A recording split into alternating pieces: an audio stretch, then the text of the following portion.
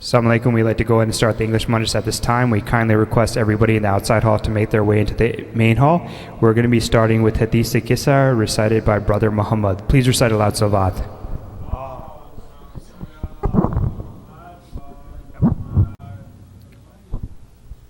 A'udhu billahi minash shaitanir rajim. In the name of Allah, the All-Merciful, the All-Compassionate. Fatima Zahra, the daughter of the Prophet, peace be upon them, is to have thus related an event. My father, the Prophet of Allah, came to my house one day and said to me, "Peace be upon you, O Fatima." I replied, "And upon you be peace." Then he said, "I feel weakness in my body." I said, "Allah protects you from weakness, my father." He said, "Fatima, please bring me the Yemeni cloak and cover me with it." So I brought the Yemeni cloak and covered him with it. Then I looked at him and saw that his face was shining like a full moon with its glory and splendor. After a while, my son Hassan came in and said, "Peace be upon you, O mother." I replied, "And upon you be peace, O light of my eyes and delight of my heart." He then said, "Mother, I smell a fragrance so sweet and so pure as that of my grandfather, the Prophet of Allah." I replied, "Yes. Your grandfather is lying underneath the cloak." Hassan went near the cloak and said, "Peace be upon you, O my grandfather, the Prophet of Allah. May I enter the cloak with you?" He replied, "And upon you be peace, my son, and the master of my fountain, Gauthar. You are given the permission to enter." So Hassan entered the cloak with him. Allahumma salli ala Muhammad. After a while, my son Hussein came in and said, "Peace be upon you, mother." I replied, "And upon you be peace, O light of my eyes and delight of my heart." He then said, "Mother, I smell a sweet fragrance like that of my grandfather, the Prophet of Allah." I replied, "Yes, your grandfather and your brother are lying underneath the cloak." Hussein stepped towards the cloak and said, Peace be upon you, my grandfather, the chosen of Allah. May I enter the cloak with you?" He replied, "And upon you peace, my son, and the interceder of my followers. You are given the permission to enter." So Hussein entered the cloak with them. Allahumma salli ala Muhammad wa ala Muhammad. After a while, Abu Hassan, Ali ibn Abi Talib, came in and said, "Peace be upon you, O daughter of Allah, O daughter of the Prophet of Allah." I replied, "And upon you be peace, O father of Hassan and the commander of the faithful." He then said, "Fatima, I smell a sweet fragrance like that of my brother, my cousin, the Prophet of Allah." I replied, "Yes, he is underneath the cloak with your two sons." So Ali went near the cloak and said, "Peace be upon you, Prophet of Allah. May I enter the cloak with you?" He replied, "And upon you peace, my brother, my legatee, my successor, and my standard bearer. You are given the permission to enter." So Ali entered the cloak with them.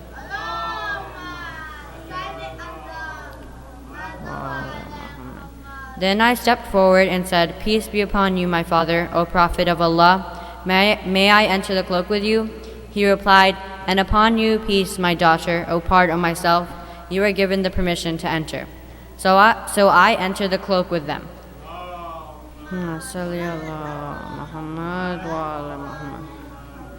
Getting together underneath the cloak, my father, the Prophet of Allah, held the two ends of the cloak and raised his hands towards the heavens and prayed, "O Allah, these are the people of my household, the Ahlul Bayt.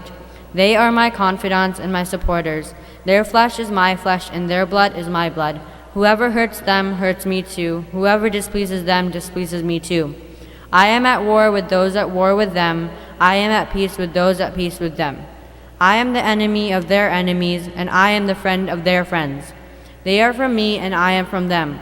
O Allah, bestow your blessings, benevolence, forgiveness, and your pleasure upon me and upon them, and keep away impurity from them, and keep them thoroughly pure." Then the Lord Almighty said, "O my angels, O residents of my heavens, verily I have not created the erected sky, the stretched earth, the illuminated moon, the bright sun, the rotating planets, the flowing seas, and the sailing ships, but for the love of these five lying underneath the cloak." Jibreel, the trusted angel, asked, "Who are under the cloak?" The Almighty answered, "They are the household of the Prophet and the assets of prophethood. They are Fatima, her father, her husband, and her two sons." Salli ala Muhammad wa ala Muhammad. Jibrail said, O Lord, may I fly to the earth to be the sixth of them? Allah replied, Yes, you are given the permission. Jibrail the trusted landed near them and said, Peace be on you, O Prophet of Allah. The All-Highest conveys His peace on you and His greetings and says, By my honor and glory, O my angels, O residents of my heavens, verily I have not created the erected sky, the stretched earth, the illuminated moon, the bright sun, the rotating planets, the flowing seas, and the sailing ships, but for your sake and love. God has given me permission to enter the cloak with you. May I join you, O Prophet of Allah? The Prophet replied, And peace be upon you, O trusted bearer of Allah's revelations. You are granted the permission. So Jibrail entered the cloak with us and said to my father, Allah sends His revelations to you. Verily Allah's desire is to keep away blemish from you, O people of the household, Ahlul Bayt, and purify you with the perfect purification. Then Ali said to my father, O Prophet of Allah, tell me, what significance has Allah given for getting underneath this cloak? The Prophet replied, By Him who rightfully appointed me a prophet and chose me a messenger for the salvation of the mankind, whenever and wherever an assembly of our followers and friends mention this event, Allah will bestow on them His blessings and mercy. Angels will encircle them, asking Allah the remission of their sins until the assembly dispersed. So Allah said, Verily by the Lord of the Kaaba, we and our followers are the winners. Then my father replied, By Him who rightfully appointed me a prophet and chose me a messenger of the salvation of the mankind, whenever and wherever an assembly of our followers and friends mention this event, there shall remain none grieved, but Allah will remove his grief. There shall remain none distressed, but Allah will dispel his distress. There shall remain none wish seeker, but Allah will grant his wish. Ali happily said, Verily by the Lord of the Kaaba, we and our followers are the winners and the blessed in this world and the next. Salawat.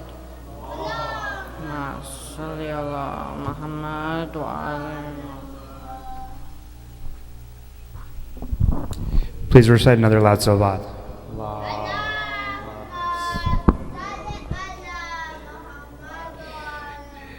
Just a couple of quick announcements. One announcement is that we kindly request everyone to please put their phones on mute or vibrate. And the second announcement is on both sides to please reduce the noise during the program. Without further ado, I'd like to invite our local speaker, Brother Jafar Rizvi, to the minbar with a loud salawat.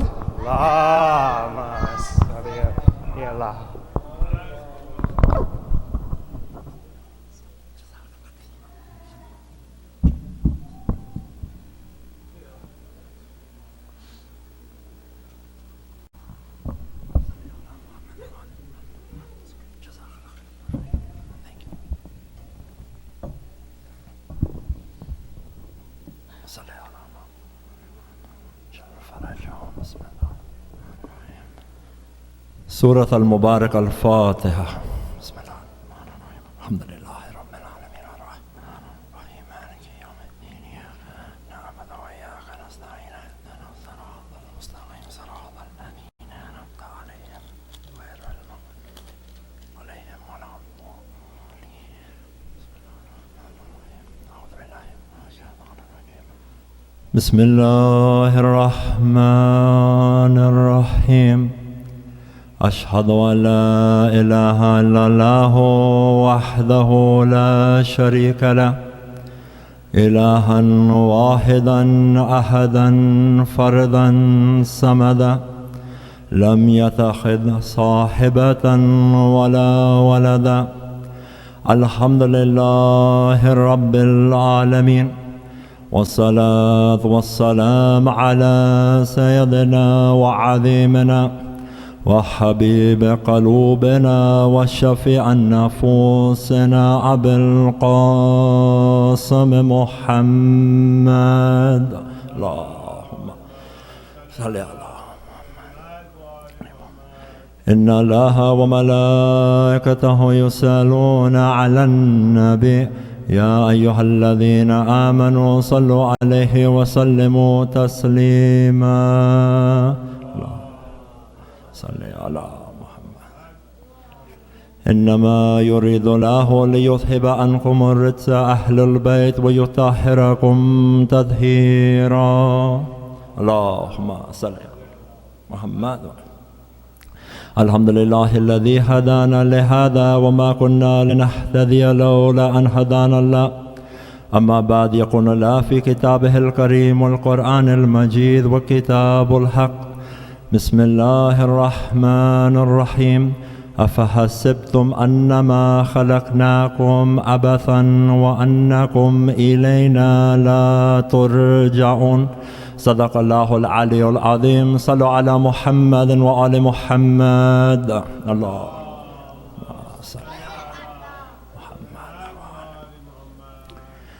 Dearest respected elders, respected brothers, respected sisters, Salamun alaikum jami'an wa rahmatullahi wa barakatuh. The verse in question comes from chapter 23, Surah Mu'minun, verse 115 of the Holy Quran, in which Allah subhanahu wa ta'ala poses a question that each and every one of you have asked once in his or her life. In fact, every single existent and every single creation has asked themselves this question. What does Allah subhanahu wa ta'ala say? Do you suppose that we created you aimlessly and that you will not be brought back to us? What is Allah subhanahu wa ta'ala saying here? Do you think that I created you for any specific purpose? Do you think you are here for any particular reason? Do you know the purpose behind your existence, or are you here just by accident? Inshallah, by the mercy of the Almighty, for the next 3 nights, we're going to answer this question: why did God create you? And we're going to start, inshallah, with an introduction by looking at the following points for tonight's lecture, inshallah. First and foremost, why is this an important question to answer? Why do I need to know why I am here? Number one. Number two, what answers does the Holy Quran provide as to why we have been created by God? Number three, how do these reasons that Allah provides in the Holy Quran seem to contradict our understanding of God? Number fourthly, all of these reasons that Allah will provide in the Holy Quran tells me that there's an ultimate purpose, an ultimate goal for why I'm here. What is that reason? And specifically, what is the role of Islam? Islam has a purpose. What is the purpose of the religion of Islam specifically? And lastly, each and every one of us has a specific purpose on this earth that's unique to you. What is that purpose or reason for existing? Inshallah, with the blessings of a salawat upon Muhammad wa ali Muhammad, we're going to look at this topic. Sallu ala Muhammad wa ali Muhammad.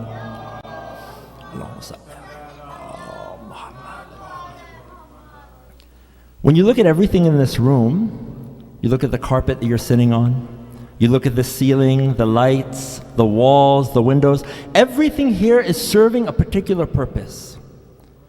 For example, if any of these lights were out, if the bulb wasn't working, what would we do? We would replace them. Why? Because they're not serving their purpose. We as human beings agree and understand that everything has a specific purpose behind it, a reason for why it's in our life. These clothes that we wear, the phone that we have, even the apps on our phone, they should be at least serving some kind of purpose. Now, the reasons or the purposes they serve may not all be good, but there's still something that they're serving. But when it comes to the human being, there's a group of people who say that there's no particular reason why I am here. When you, for example, look at the atheist school of thought, what do they say? Because it just so happened that the conditions came together in perfect, there was perfect conditions that came together, by sheer chance and accident, you are now here on this earth. But there was no designer, there was no creator, there was no purpose behind you. It wasn't even meant to happen. It just so happened that you're here. And so you don't really have a purpose, because at the end of the day, you're just an accident in the atheist school of thought. There's nothing that's going to happen to you after you die, so there's really nothing for you to live for. What's incredible is that the majority of human beings cannot accept this. Even those who are not religious, they look at themselves and they say, I have to be here for some reason. There's no way that I could be put on this earth by sheer chance. So most people admit, yes, there's a reason behind why I exist. Okay. So the first question is, well, why do I even need to answer this question? Why is it important? The first reason why it's important is because each and every one of you are looking for meaning in your life. Every single person here looks for a reason as to why they wake up in the morning. I need a reason to live. I need a meaning behind my life. Now, Allah subhanahu wa ta'ala, we believe, is the one who created us. So who has the answers as to why He created us? Allah. But I have to make sure I go to the right source. Why? Because let's say that I want to understand why am I here. So I go to this Western society. And I say, well, what is the purpose of life? They'll say the purpose of life is to be happy. I say, okay, no problem. So how do I become happy? They'll say, follow the American dream. I'll say, okay, great. There's a formula? Yeah, there's a formula. American dream, you'll be happy, it's your purpose for life. Sounds good. Question, what is the American dream? They say, okay, first thing you need to do is you need to get into a good school. And once you get into a good school, you have to get good grades. I say, okay, why? Because if you get good grades, then you'll go to a good college. I say, okay, that's great. Why? Because if you get into a good college, you'll get a good degree. Okay? If you get a good degree, you'll get a good job. Okay, alhamdulillah, sounds good. So what do I do with this good job? Well, this good job, you work your way up, you'll make lots of money. So, okay, alhamdulillah, money sounds good. I like money, all right. So now I've graduated, I've gone into this school, now I've gotten this job, now I've gotten this money, I got this prestige. I say, okay, now what? Because I'm looking for this purpose in my life. They'll tell you, they'll say, okay, now that you have all this money, you can now buy a big house. So, okay, alhamdulillah, this is the American dream, right? Cool. So now I go and I buy a big house. When I buy a big house, what do? They say, yeah, but you need to go and make sure you have a good car. I say, okay, I go and I get a good car. But there's something missing. I say, I have followed all of your steps, everything you told me. I have followed in this American dream, but I'm feeling empty. I'm still not happy. I was promised that if I chase this materialistic world, I will feel happy. What happens is when we don't answer this question properly, you'll see a lot of people end up being very confused and lost. Because they're chasing something which was not actually the purpose for why God created them in the first place. For the record, Islam absolutely loves everything that you do to be the best at it. Does Islam want you to go and get the best education? 100%. Does Allah want you to go and get the best job? 100%. Does Islam want you to make a lot of money? Yes, 100%, no problem. A good car, a good job? Yes, 100%. But the condition is that the house and the car and the money and the job and the school and the prestige is what? It's a means to seek proximity to Allah subhanahu wa ta'ala. It's not the goal for life. If you do so with an intention that I'm doing all of this seeking nearness to Allah subhanahu wa ta'ala, and if something were to happen to it, it's okay. It's not the most important thing in my life. Then there's no problem. Go and seek it. But if it becomes the reason for why you wake up in the morning, then there's a problem. Because you'll never feel satisfied and you'll never feel content. Why? Because it's not why you were created. You were not created for this world. Let us explain. That's reason number one. So reason number one is I have to make sure I go to the right source, because if I go to society, they're going to tell me that I'm created for something specific, something completely different than why I really was created. Okay. The number two reason why this is important is because if I don't understand why I exist, I could end up doing more harm than good to myself. How? You say, why? What do you mean? Let's say we could find somebody who has no idea what a car is.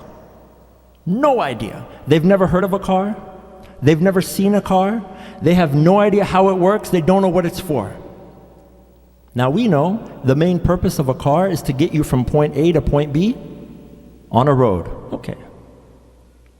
Now this person who has no idea what a car is, he has a strong desire to explore the ocean. It's okay. He wants to go into the ocean. He wants to see what's underneath, the marine life and all of that. So I say, okay, I bring this person and I show them the car. I show them how to start it and how to turn it and how to brake. That's it. But they don't know what the purpose is. So what do? They drive the car straight into the ocean.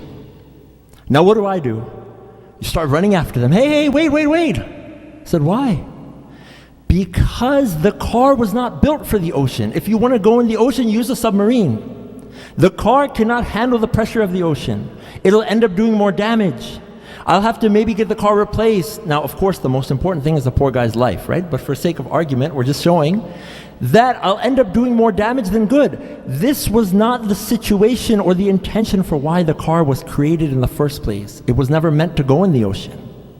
Likewise, my dear brothers and sisters, in this life, if we don't understand the wisdom as to why God created us, we end up putting ourselves in situations of danger when it comes to morality and spirituality. Situations that our soul is not meant to handle because it wasn't built for that. Or if it was built for that and we don't understand the wisdom behind it, we may not know how to handle certain situations. It's like, for example, if you get behind that car and it has so many gadgets and so many gears and so many different things you can use, but you don't know how to drive it in snow or you don't know how to drive it in the rain, you end up doing more damage. So the second reason is you have to know why you're here, to protect yourself from what this world offers.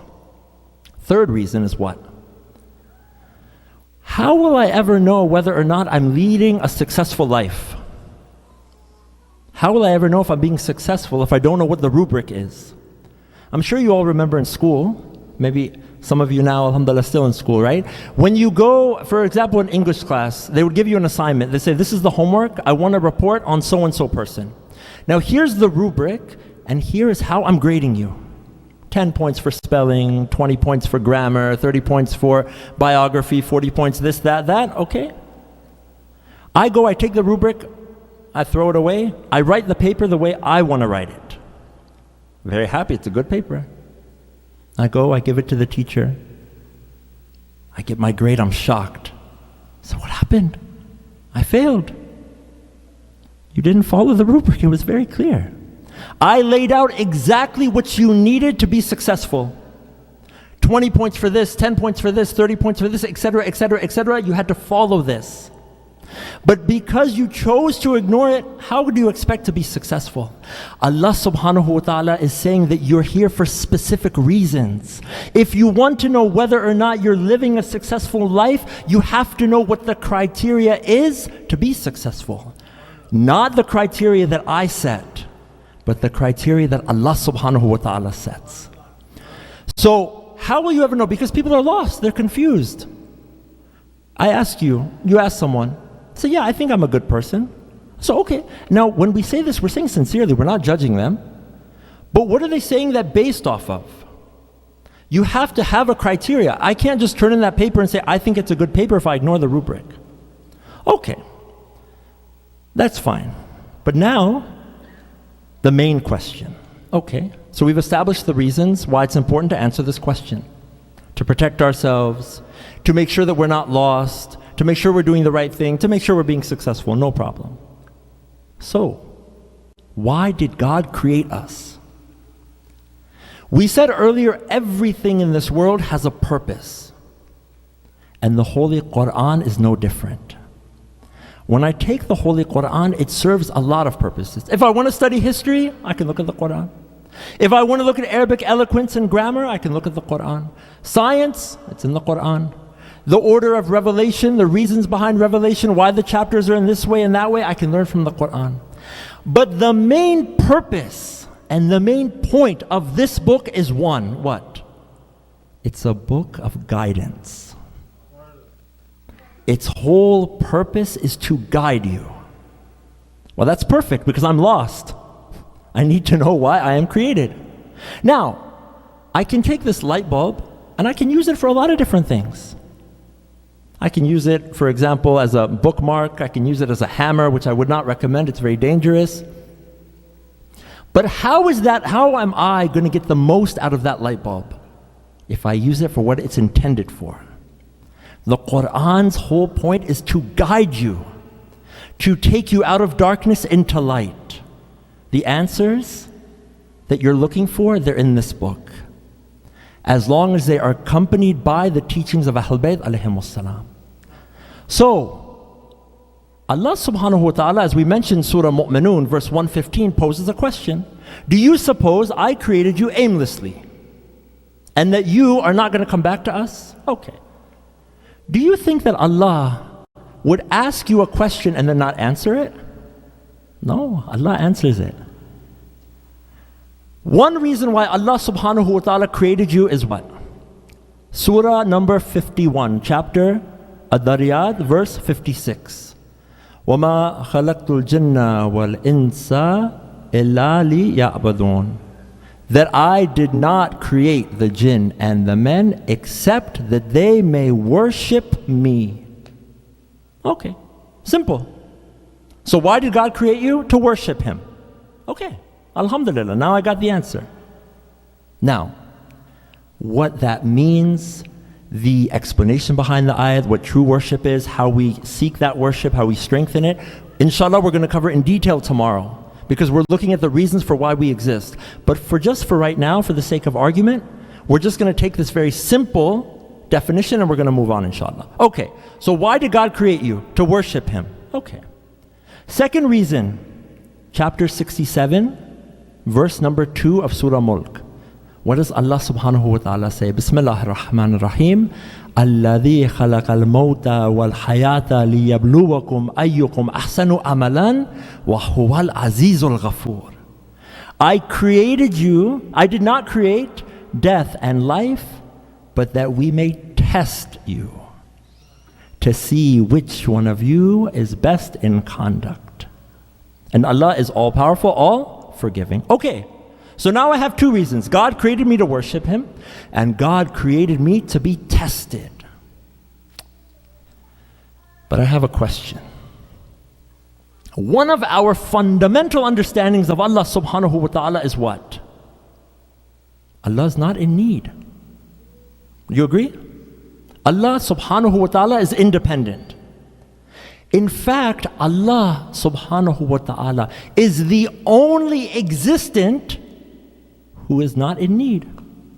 He is the only existent that doesn't depend on anyone or anything.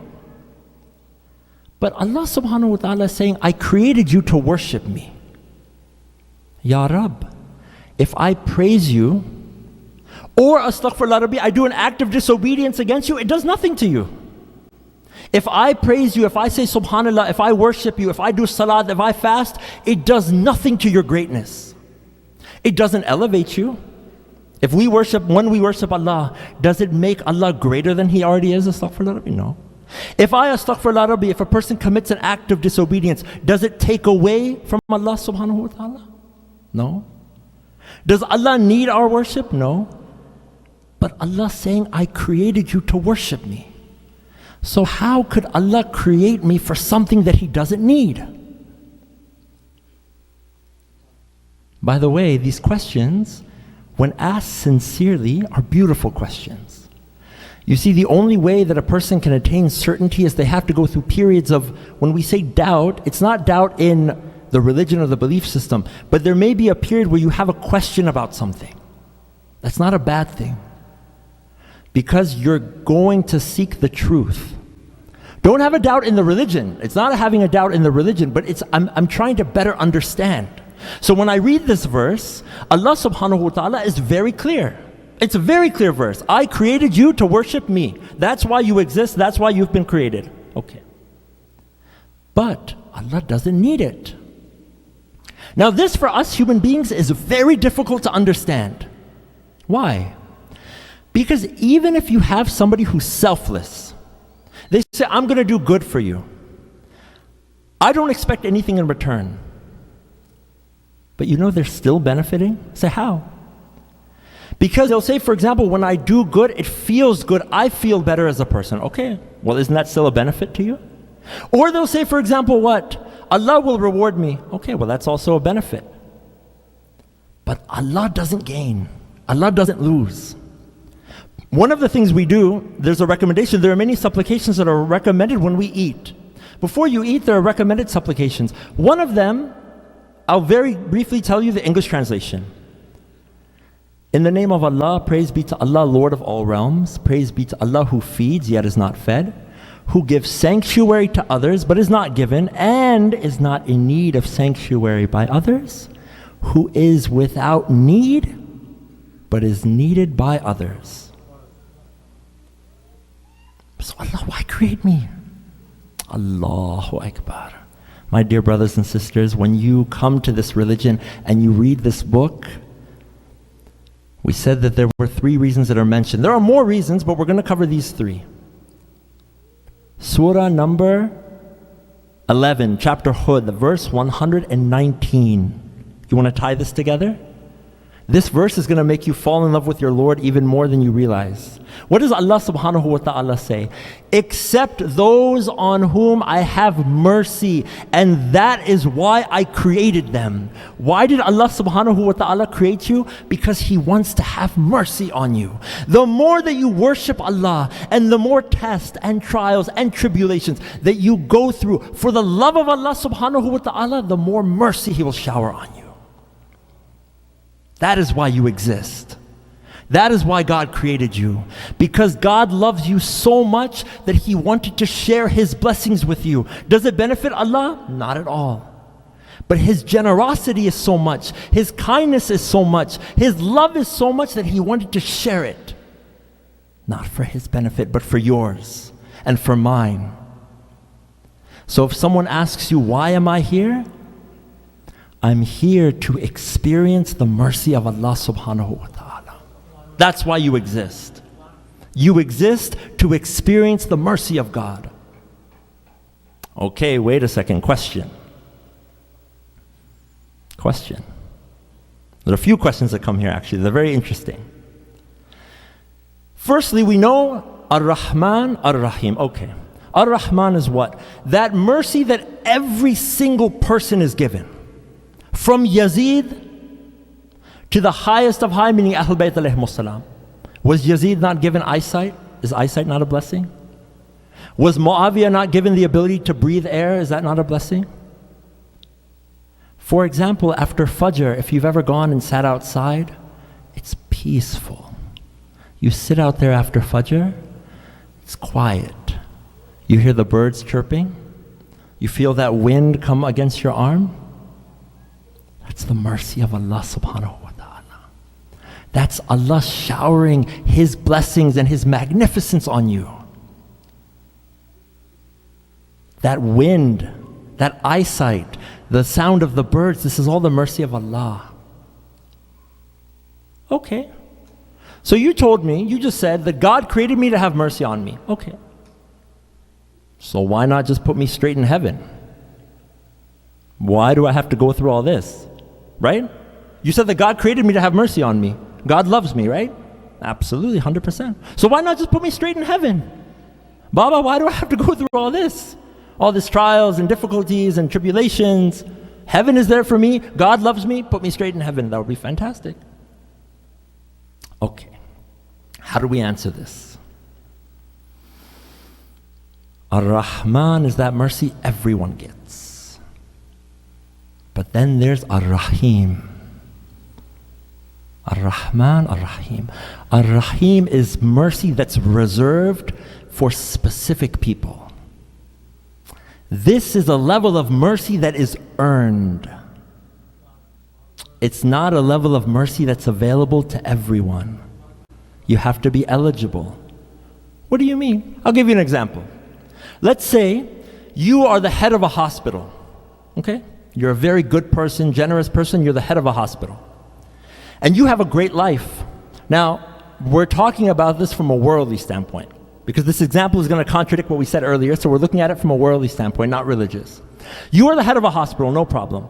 You want to share the great life that you have, you want to share it with other people. I say, okay. So you go out in the street and you see a homeless person. Now, this is only for the sake of this example because, of course, many homeless people are not like this. We're just using this as an example. This particular homeless person isn't very highly educated. It doesn't have a lot of knowledge. But you have a great life. And what you want to do is you want to take this homeless person and you want to make him a surgeon. Okay, why do you want to make him a surgeon? Because surgeons, generally speaking, some of the doctors in here may disagree, but they have great life. They have a great life. They're kind of considered the kings of the hospital, if you will. They bring in all the money for the hospital. They're very well respected. Everyone loves the surgeons. They think they're really great, right? Not to say that they're not, so I don't get in trouble with my surgeon friends. The point is what? They have a great life, well respected, lots of money, awesome. So you as the head of the hospital, you want to make sure that this poor homeless person has the same life. So you make them a surgeon. Now, when I say make them a surgeon, I don't mean that you pay for their medical school. I don't mean that you put them through training. I don't mean that you allow them to go through residency and fellowship. I mean you take them to the hospital that day, off the street, and you give them a title that says surgeon. And now you and I, may Allah subhanahu wa ta'ala bless us all with long life and health, inshallah, you're now sitting on the operating table and I introduce to you my new surgeon who's about to operate on you. And I tell you, we got this new surgeon who just came off the street today. So, oh, that's great. What school? No, off the street, literally. Wait, what do you mean? Did he go to school? Nope. Medical school? Nope. Training? Nope. Anywhere? Nope. He has no idea what he's doing. He picks up the saw. He's getting ready to... Would anyone be okay with that? But the person's intention was good. He wanted to give mercy on him. He wanted to give him a good style. Baba, he wasn't eligible yet. This was a level of mercy that he didn't qualify for yet. It doesn't mean that he never could become. No, that's a different thing, of course. Can he go through the training? Can he go and become a surgeon? Absolutely. But I can't just bypass the steps. He's not qualified yet. This level of mercy, my dear brothers and sisters, has to be earned. Not everyone qualifies for it. Okay. Someone comes though, and they ask another question. Now this question is unbelievable. Most people will not ask this question. We're not judging, again, we're not judging, but it's a very intense question. God never asked my permission to create me. God never asked me if I wanted to be here. I didn't sign like a liability or waiver form, right? Okay, you're about to be created, you're going to have to go through this, heaven, hell, are you okay with it? Get a signature, give it to God. Did God ask anyone? No. Okay, how do you answer this? See, Islam is incredible. Islam says bring it, no problem. We have the answers. We come school of Ahlul Bayt alayhimus salam, we can take it. You know why this question is so intense? Because each and every one of you have experienced the mercy of Allah. And that is why none of you have ever asked that question. A person who has a relationship with God would never ask, why did God not ask me to exist? Why? Because the most precious thing in your life is Allah. When you have your children, you have your parents, even this food that we eat, this pizza, love pizza, right? It's fantastic.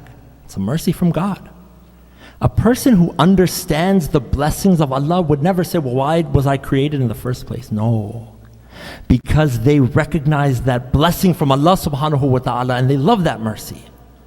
So the question is intense. The answer is very simple. If you experience and understand the blessings that you have in your life, this health, this wealth, this life, you wouldn't trade it for anything. The more you establish a relationship with God, you would never trade it and say, oh, I wish that I didn't exist. That's a person who doesn't understand why they're here.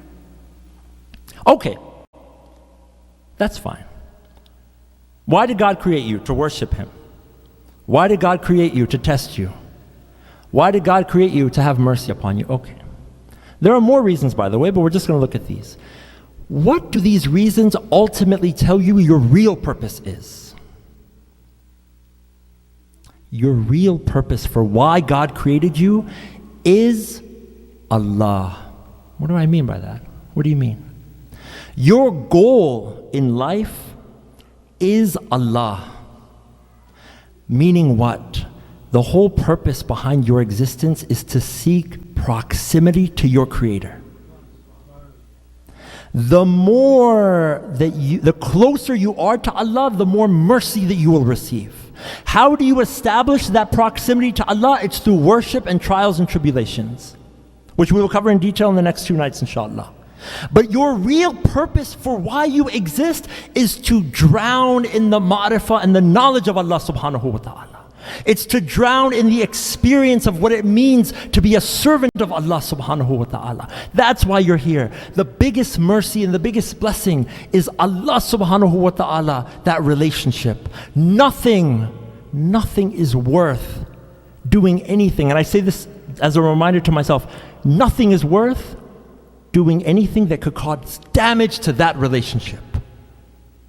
Your relationship with your Lord is the single most important thing you have. Your faith in Allah is the single most important thing you have. They ask us, they say all the time, why do you give so much emphasis on Ali alayhi salam all the time? Ali all the time. Why? Why so much Ahlul Bayt all the time? You're always mentioning Ali all the time. Why? Baba, if it wasn't for Ali, I wouldn't have Allah. How? Because my understanding of Allah subhanahu wa ta'ala, my relationship with Allah subhanahu wa ta'ala, the goal in my life, and I see the potential within me, what I can become. Can we reach the status of Ahlul Bayt? No. But the potential within us, where did I learn that from? The Ahlul Bayt alayhimus salam. Allahumma salli ala.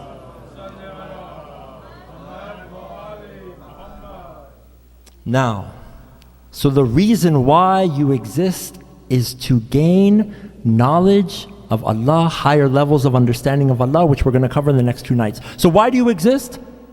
Proximity to Allah subhanahu wa ta'ala. Okay.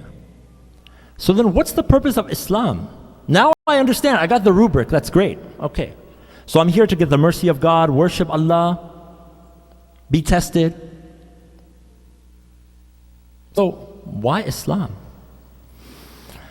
The purpose of Islam is very simple. The details may be a little bit more complicated, that there's no doubt. But the purpose of Islam is very simple. Allah subhanahu wa ta'ala says that within you is this unbelievable potential to reach heights that you did not even know existed within yourself. You are insan. You have the capability to be the greatest creation I ever made, as evidenced by the Holy Prophet and the Ahlul Bayt alayhimus salam.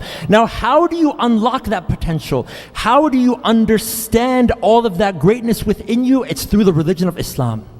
When you follow the religion of Islam, that amazing potential within you is unlocked. That status where you can reach higher levels of proximity to Allah comes from following Allah's playbook. Allah made it very simple. This is my playbook. It's called Islam. Allah, look at what Allah thinks of you and look at how we think of ourselves. I want you never to forget this, my dear brothers and sisters. Allah subhanahu wa ta'ala loves you more than you can even understand. Allah loves all His creation. Whoa, all His creation? What do you mean? Let me explain that one. Allah subhanahu wa ta'ala doesn't want to put people in hell. Allah doesn't want to put people in hell. Someone will say, no brother, I'm sorry, that's not right. I say, okay. You said that Allah created you to have mercy on you, you're missing something. I said, what? Have you read chapter 7, verse 179, Surah Araf? I'll give you the English translation, a paraphrase of the English translation. Allah subhanahu wa ta'ala very clearly says that He created hell for human and jinn. There goes your mercy. Allah's very clear, created hell for the jinn and the human. And the verse goes on, but it's a paraphrase. Now, don't you have a contradiction now? One verse, God saying, I created you for mercy. Another verse, he said, created hell for human and jinn. Oh, okay, well, how do you reconcile this? Allahu Akbar. Come to school of Ahl Bayt alayhimus salam. Allah subhanahu wa ta'ala created you for mercy. Okay? Allah subhanahu wa ta'ala created everyone out of His generosity and love. Allah does not want to send people to hell, no. The primary purpose of His creation is for you to reach perfection. Okay? Islam's purpose, and bear with me because I know this is a little technical, Islam's purpose is to allow you to reach that perfection within yourself. Okay? Islam is going to take you higher and higher and higher and higher and higher. That's the purpose of your creation. Now, some people choose not to go down that route. Some people choose to reject God. Astaghfirullah Rabbi. Some people choose to say that I don't need Allah, astaghfirullah Rabbi. Or I don't believe in God, astaghfirullah Rabbi. Even though Allah keeps showering them with mercy and blessing and mercy and time and forgiveness again and again and again and again and again, but they reject. Now Allah subhanahu wa ta'ala is just. Allah subhanahu wa ta'ala's justice dictates that there is a punishment. But it's not because Allah doesn't love. They'll say, what do you mean? I'll give you an example. You may have heard of the very famous atheist by the name of Christopher Hitchens. I would never call someone arrogant from the member, but with him I'll make an exception and I'll say why. We don't judge people, but I'll tell you why.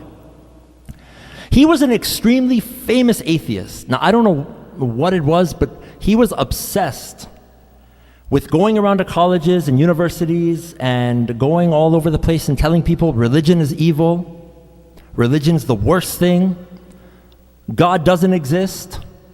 Spent many, many, many years of his life dedicated to this. He even wrote a book called God is Not Great, in direct opposition to Allahu Akbar. God is greater. Okay. Now, many years he spent. Now, if you really look at his life, and he was a very intense atheist. Did he truly in his heart probably believe God didn't exist? I mean, only Allah knows. But his main issue was religion. I think the problem he really had was with religion. But nonetheless, what happened? Allah subhanahu wa ta'ala gave him cancer. Someone will say, okay, well, there you go, see? God's punishing him. Yes. One possible interpretation, there's no doubt, is that God could be giving him this cancer, particularly in his case. We're not talking about everyone that gets cancer. We're talking in this case, maybe yes, as a punishment because he was an atheist. But there's another possibility. What? What did we say? Allah subhanahu wa ta'ala loves all his creation. Allah doesn't want to send you to hell. Allah lets you live. Christopher Hitchens had a great life. I mean, yeah, he went through some struggles in his life, but he had fame and popularity and everyone praised him. Not that any of that mattered. Why do I say he's arrogant? He was diagnosed with a very severe type of cancer. He did an interview. Look at this. Allahu Akbar. Allah showers you with mercy, and this is how the human being reacts. Christopher Hitchens tells the news reporter, says, when I'm on my deathbed, in my final moments, and I'm about to die, if you hear that I said in my final moments that God exists, I want you to know that it's fabricated, it's lied, and it did not come from me. That's not arrogance? Christopher Hitchens died, 2006. Now, in his final moments, between him and Allah, only Allah knows. We're not judging. But we're saying on the exterior.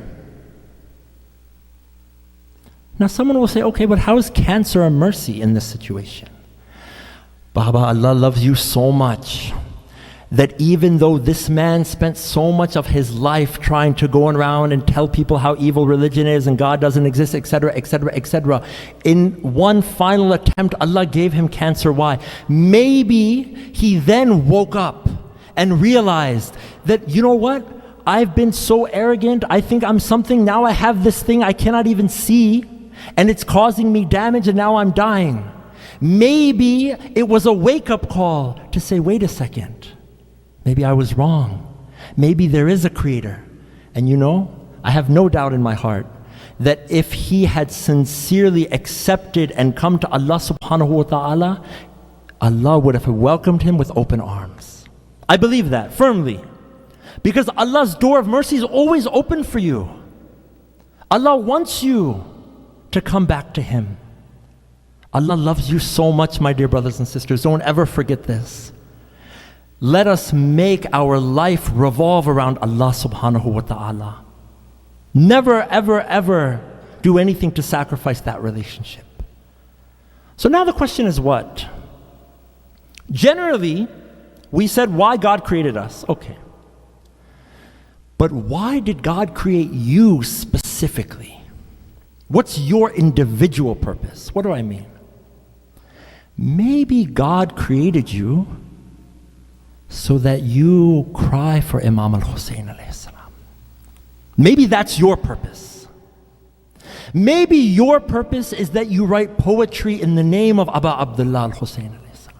Maybe your purpose is that you start a charity dedicated to orphans in the name of Ahlul Bayt alayhimus salam. Maybe that's your purpose. Maybe your purpose is that you teach even one person the Quran. Maybe your purpose is that you, under the guidance of a scholar, for example, go on social media and propagate and defend the religion of Islam. Maybe that's your purpose. Maybe your purpose is to take care of your parents, which is a responsibility on each and every one of us. Let us never abandon that. Maybe that's your purpose. Your purpose is to be patient. Maybe that's your purpose. Each and every one of you have a unique talent within you that Allah subhanahu wa ta'ala wants to unlock.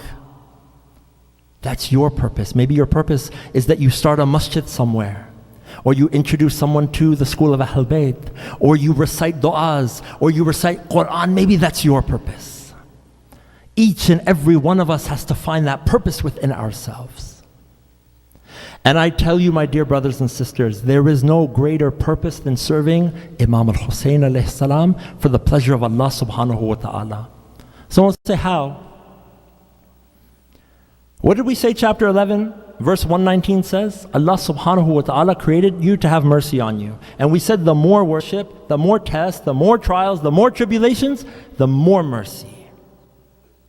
You want to see how this is exemplified? Allahu Akbar. Show me worship like Imam al-Hussein alayhi salam. Show me tests and trials and tribulations like Karbala. Why? Ziyarat al-Nahiya, our 12th Holy Imam, says what? That there are 3 gifts that were given to Imam al-Hussein alayhi salam that was not given to any other individual who ever existed. Why? Because there is no other day like the 10th of Muharram. There is no test like what the trials and tribulations of what Imam al-Hussein alayhi salam went through. There's no worship like the Holy Prophet and Ahlul Bayt. The highest levels of mercy go where? To the Prophet and the Ahlul Bayt. And in this case, specifically Imam al-Hussein alayhi salam. How? First mercy that Allah gave to Imam al-Hussein alayhi salam, who was not given to anyone else, is narrated by Sheikh Jafar al-Shustari from Iran, a very famous scholar. Before I tell you this, I have to give you a little bit of a background. I'm narrating from Sheikh Shabar Mahdi, had read a majlis on this.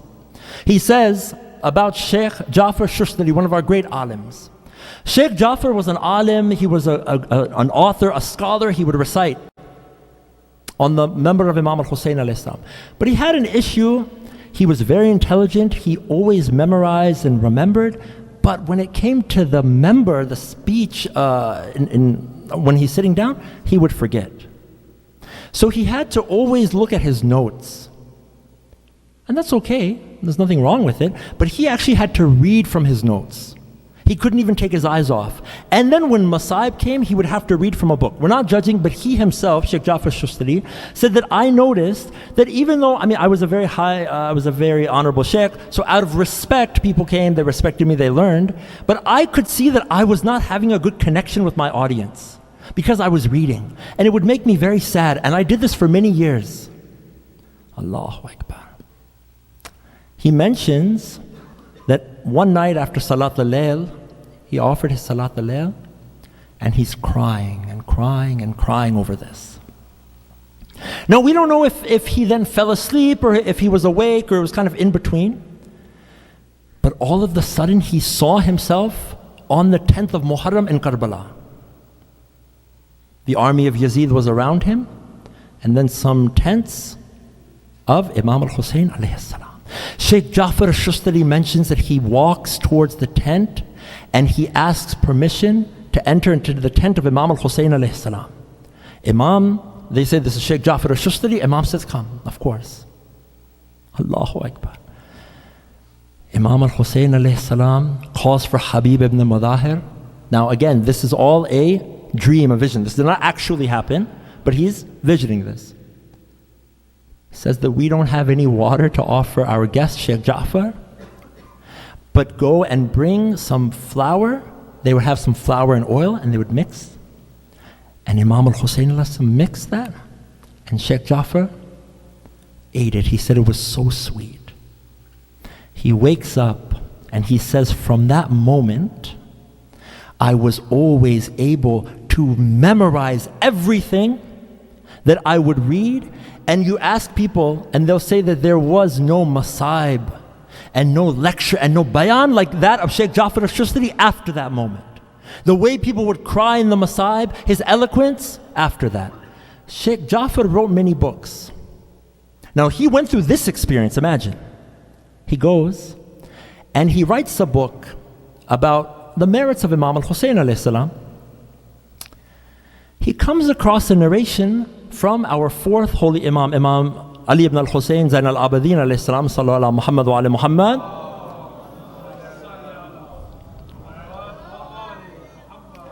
That if a person goes underneath the dome of Imam al-Hussein alayhi salam and asks for a dua, of course a halal dua, that Allah subhanahu wa ta'ala will definitely answer it. Sheikh Ja'far says, there's no way that this hadith is true.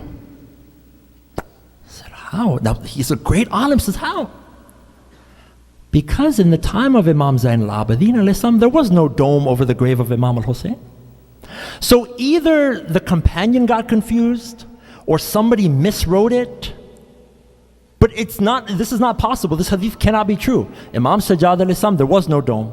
So how can this be accurate? Sheikh Ja'far says. Sheikh Ja'far goes and he starts to research and he researches and researches and researches, and then he comes across a narration from the Holy Prophet Muhammad sallallahu alayhi wa alihi wa sallam.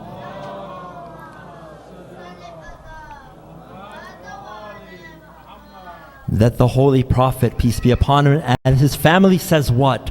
That Allah subhanahu wa ta'ala has created a dome of light which is over the grave of Imam al-Hussein alayhi salam at all times. That Sheikh Ja'far al-Shustari then realized that when Imam Zain al-Abidin alayhi salam said that a person goes underneath the dome of Imam al-Hussein alayhi salam and asks for a dua, and that dua is answered, the Imam is not talking about a physical dome, rather that light that Allah has put over the grave of Imam al-Hussein alayhi salam.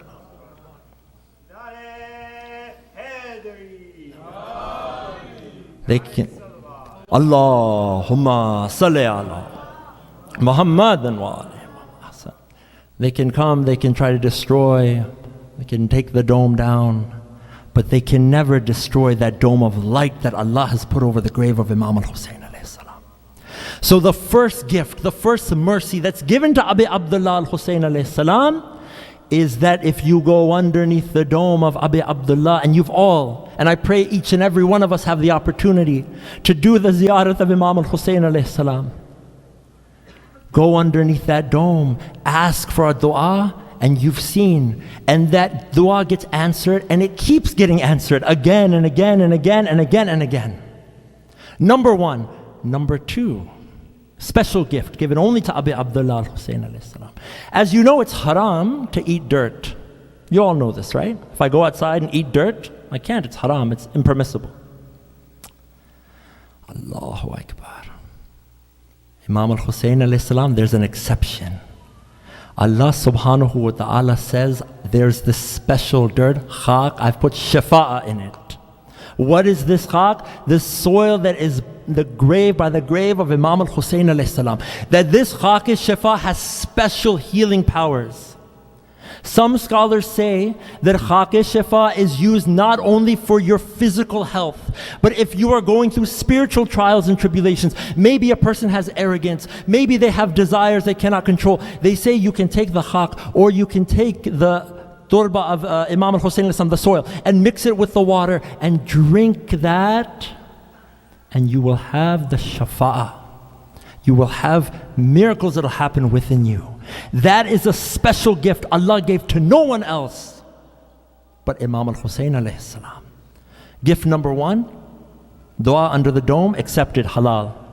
Number 2, the miraculous curing nature of Khak al-Shifa. Number 3, that the lineage of the Ahl Bayt alayhimus salam continued from Imam al-Hussein alayhi salam. Now this of course is not any knock on any Imam al-Hasan, no. But it's Allah subhanahu wa ta'ala showering another remarkable mercy and honor upon Imam al-Hussein alayhi salam that's not given to anybody else. You want to see mercy exemplified? And this, my dear brothers and sisters, this is just the tip of the iceberg. By the mercy of Allah, we could go on forever about the merits of the ziyarat of Imam al-Hussein alayhi salam, the special intercession, shafa'ah of Imam al-Hussein alayhi salam. There's so much rahmat, so much mercy.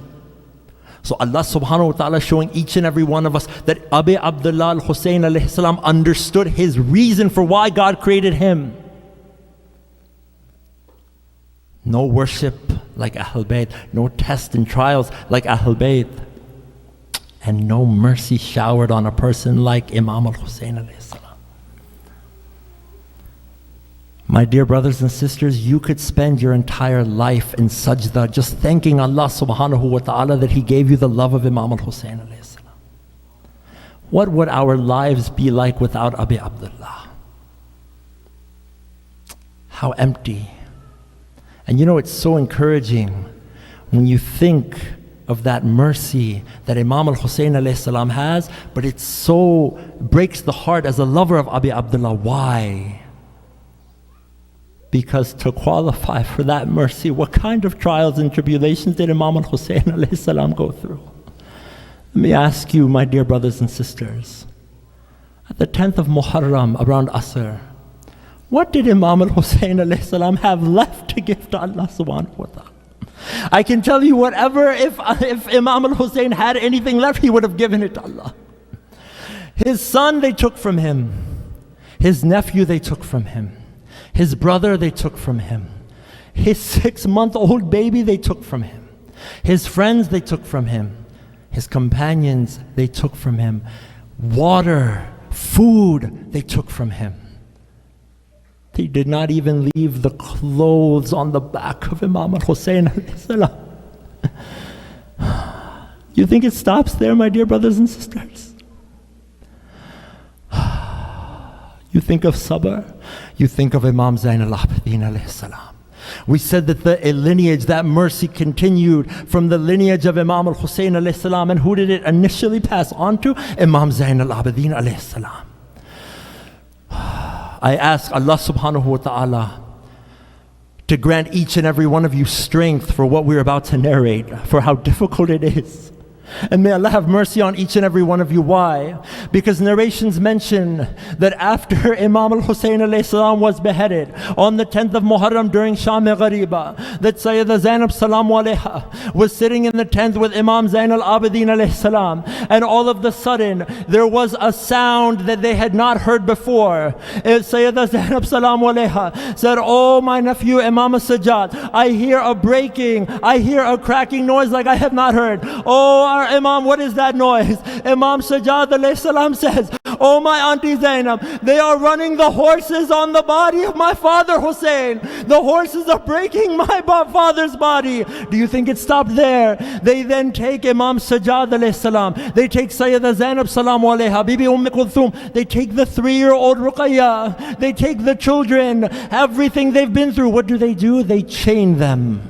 Allahu Akbar. From the 3-year-old to the 5-year-old to the elders to the Imam who was so sick that the Imam could barely stand up, they chained them. different sizes, and they put them on the camels. Can I ask you, my dear brothers, have you ever sat in the car in the summer? You ever touched the seatbelt when it's so hot that you cannot even touch it? Now imagine that chain around the neck of your Imam, that they say that when Imam Sajjad alayhi salam goes to Sham, that Sahal bin Sa'ad al-Sa'adi sees a caravan coming from afar when he was in Sham. He says that when I came to Sham, I thought maybe it's a situation of Eid. I thought maybe everyone is celebrating, but I did not know why. He says, is this a situation of Eid? They say no. They say we would not be surprised if the earthquake happens and we all fall inside. They say why? Because we have captured. They say, who have you captured? The family of Rasulullah, Imam Zain al-Abidin alayhi salam. What happens? Sahal says, I saw the Imam in the caravan coming from Sham, but I was confused. Why? Because I saw that the Imam was wearing a shirt of red, and I never knew the family of the Prophet to wear such bright colors. When Imam Zain al-Abidin alayhi salam got closer to Sahal, Sahal says, I saw that the Imam was not wearing a shirt of red. The amount of blood that was coming from the neck of the Imam due to the chain that was cutting into the throat of Imam Sajjad had covered his whole shirt in red blood. That Imam Zain al-Abidin alayhi salam, after meeting Sahal, he says, oh Sahal, can you do me one favor? Can you do me one favor, oh Sahal? Sahal says, anything, Yabna Rasulullah. Can you give me one cloth? Why? Because the chain is burning my neck so bad that I want to put this cloth in between my neck to stop the bleeding. Inna lillah wa inna ilayhi raji'un. Ridan biqada'ihi wa tasliman li amri. Oh Allah subhanahu wa ta'ala, with your mercy and your love, in the name of Imam al-Hussein alayhi salam, may these tears serve as shafa'ah for us on Yawm al-Qiyamah, Ya Rabbil Alameen. Oh Allah subhanahu wa ta'ala, we come with the heaviest of hearts in grief for Abu Abdullah, and we ask you, any shortcomings, please forgive us on this night in the name of Imam al-Hussein alayhi salam. Ya Rabbil Alameen, anyone who's going through difficulties or hardships or trials or tribulations, in the name of Imam Zain al-Abidin alayhi salam, elevate, remove those, alleviate those hardships, Ya Rabbil Alameen.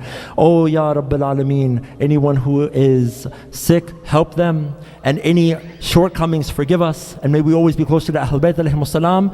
Let us please recite a Surah Mubarak al-Fatiha, but before it, the loudest of your salawat upon Muhammad wa ali Muhammad.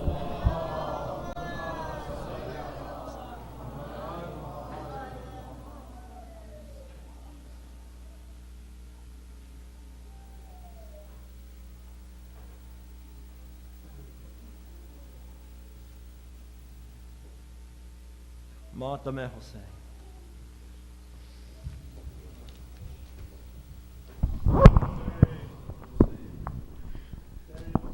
Hussein, Hussein. Hussein, Hussein.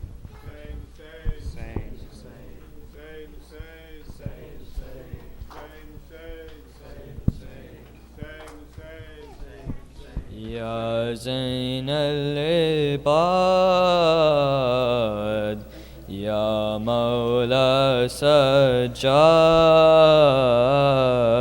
Ya Zain al-Ibad, Ya Mawla Sajjad, Ya Zain al-Ibad, Ya Mawla Sajjad, Ya Zain al-Ibad, Mawla Sajjad. Near the Kaaba said Farazdak, look, this is Zainul Ibad.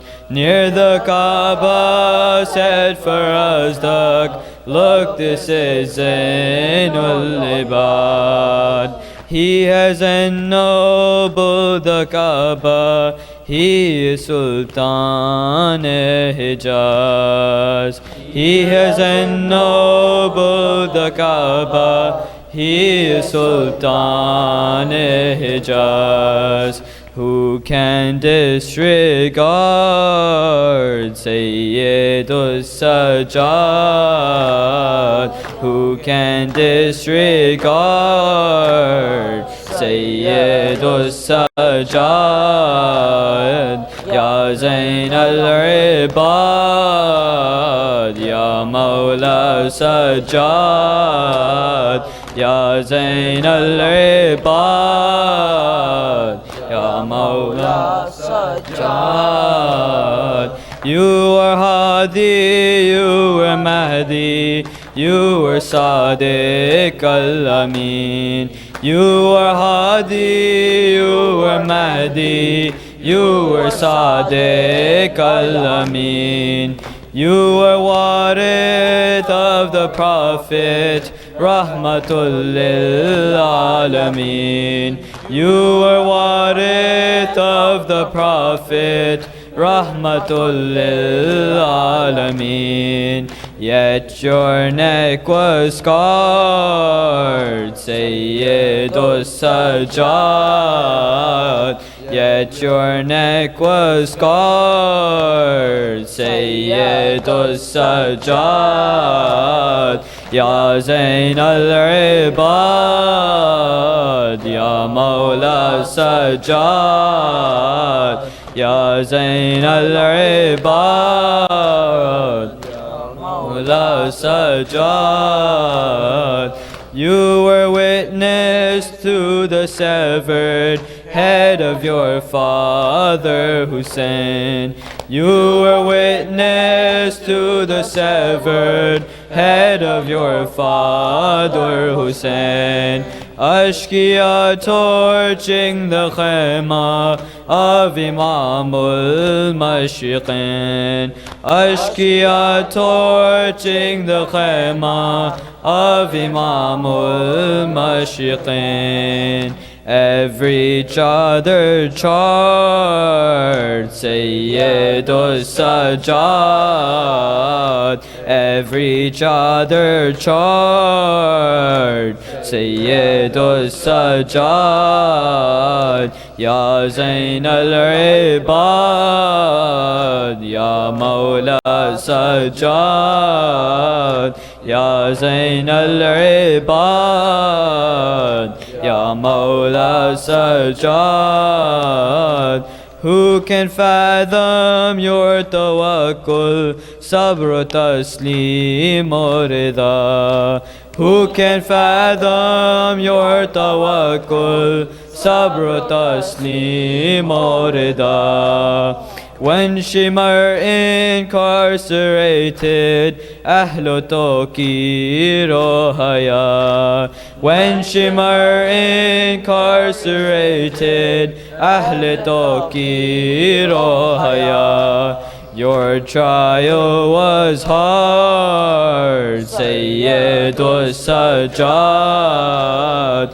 Your trial was hard, Sayyidus Sajjad. Ya Zain al-Ibad, Ya Mawla Sajjad. Ya Zain al-Ibad, Ya Mawla Sajjad. When the sword of Qatil Sarwar was drawn on you, Imam. When the sword of Qatil Sarwar was drawn on you, Imam. When the tyrant Mir Kufa ordered to kill you, Imam. When the tyrant Mir Kufa ordered to kill you, Imam. Zainab was your guard, Sayyidus Sajjad.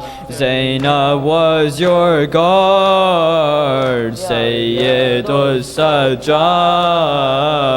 Ya Zain al-Ibad, Ya Mawla Sajjad. Ya Zain al-Ibad, Ya Mawla Sajjad. How you led the caravan of honor from Kufa to Sham. How you led the caravan of honor from Kufa to Sham.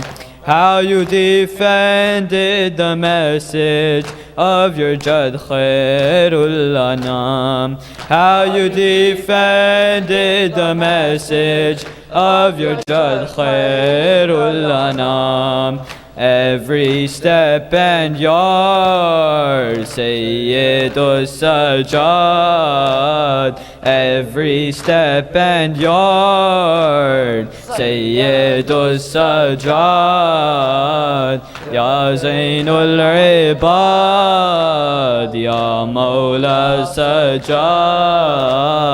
Ya Zainul Ibad, Ya Mawla Sajjad.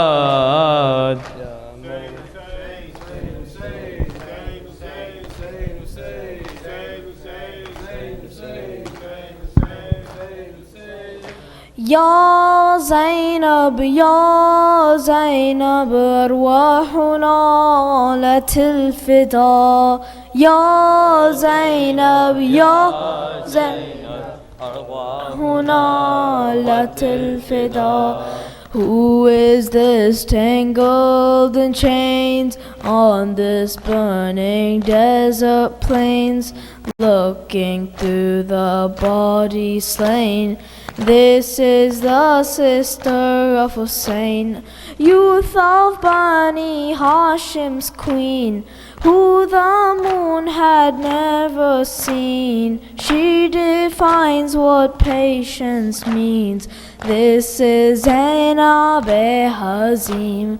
Why have you been left stranded here? Why are your eyes filled with tears? Why? Tell me, Zainab, where's your Akbar and your Qasim? Where's the moon of Bani Hashim? Where is your Hussein?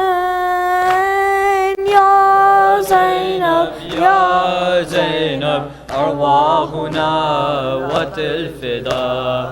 Ya Zainab, Ya Zainab, أرواحنا وتلفدا. You saw your brother's demise right in front of your own eyes. You saw Shimr agonize. You heard young Sakina's cries. You saw heads upon the spears. You heard the tormenting cheers. For you moments felt like years. You were strong and faced your fears. You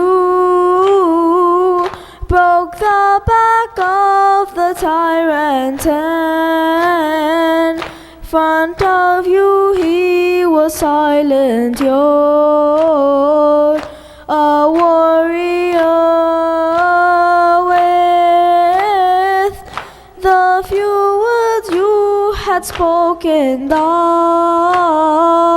idols of Sham are broken. You're victorious.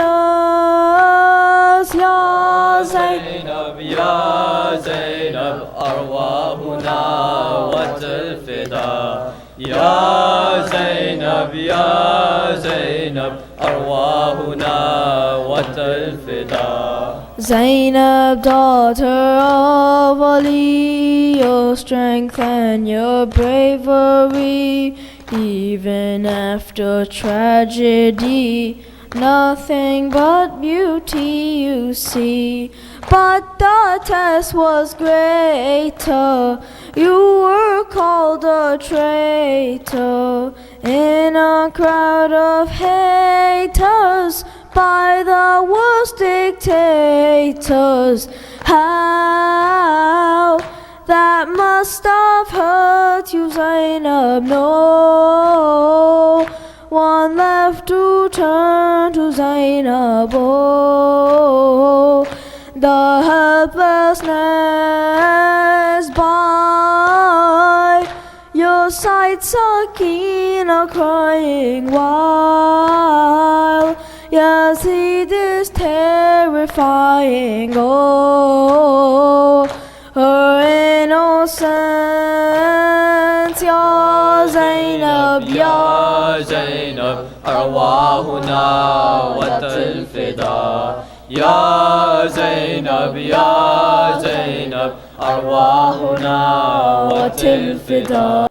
Listen, oh you who oppress, do you think you can suppress the ones whom Allah has blessed, causing chaos and distress? You who have hearts that are stone, you think that Zainab's alone, her protectors overthrown, no one left to call her own. We are the Shia of Haydar. We will give our lives for her work, her protectors. We know of your biggest fear, that Mahdi will reappear, and that time is near. Ya Zainab, يا زينب أرواحنا وتلفدا. Ya Zainab, Ya Zainab, أرواحنا لتلفدا. Hussein, Hussein. Hussein, Hussein, Hussein, Hussein, Hussein, Hussein, Hussein, Hussein. When I remember them, oh Baba, my heart breaks with sadness, oh Baba. Kufa and Sham's tragedies. Kufa and Sham's tragedies. Kufa and Sham's tragedies. Kufa and Sham's tragedies. In the markets of Kufa, surrounded by enemies, they had markets of Kufa, surrounded by enemies. They had made a spectacle of the Prophet's family. They had made a spectacle of the Prophet's family. They even taken our chadar. Yeah, remember them, oh Baba. My heart breaks with sadness, oh Baba. Kufa and Sham's tragedies. Kufa and Sham's tragedies. Lady Sakina Sadis, no one could ever forget. Little Sakina Sadis, no one could ever forget. Everybody's hands were tied, she was tied by her neck. Everybody's hands were tied, she was tied by her neck. She was suffering in so much pain. When I remember them, oh Baba, my heart breaks with sadness, oh Baba. Kufa and Sham's tragedies. Kufa and Sham's tragedies. Every time someone asks Imam Zain al-Abidin, every time someone asks Imam Zain al-Abidin, oh, where did you suffer the most tragedies? Oh Imam, where did you suffer the most tragedies? He repeated Sham over and over. When I remember them, oh Baba, my heart breaks with sadness, oh Baba. Kufa and Sham's tragedies. Kufa and Sham's tragedies, Kufa and Sham's tragedies.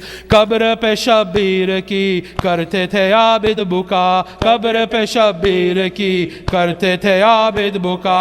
हो गई क्या क्या जफा सुनिए शहे Karbala, हो गई क्या क्या जफा सुनिए शहे करबला। सर पे किसी के न थी चादर, याद जब आ जाता है बाबा, दिल मेरा फट जाता है बाबा। कूफा और शाम का मंजर, कूफा और शाम का मंजर, कूफा और शाम का मंजर। याद जब आ जाते हैं बाबा, दिल में रपट जाते हैं बाबा। कूफा और शाम का मंजर, कूफा और शाम का मंजर, कूफे और शाम का मंजर। या हुसैन या हुसैन हुसैन या हुसैन या हुसैन या हुसैन हुसैन हुसैन हुसैन। अल्लाहुम्मा सल्ली अला मुहम्मदिन व आले मुहम्मद। اللهم صل على محمد وآل محمد. بسم الله الرحمن الرحيم. السلام عليك يا رسول الله، السلام عليك يا علي أمير المؤمنين، السلام عليك يا فاطمة الزهراء سيدة نساء العالمين، السلام عليك يا حسن المجتبى، السلام عليك يا أبا عبد الله، وعلى الأرواح التي حلت بفنائك. عليكم مني جميعا سلام الله أبدا ما بكيت وبكي الليل والنهار، ولا جعل الله آخر الأحل مني لزيارتكم. السلام على الحسين وعلى علي بن الحسين وعلى أولاد الحسين وعلى أصحاب الحسين جميعا ورحمة الله وبركاته.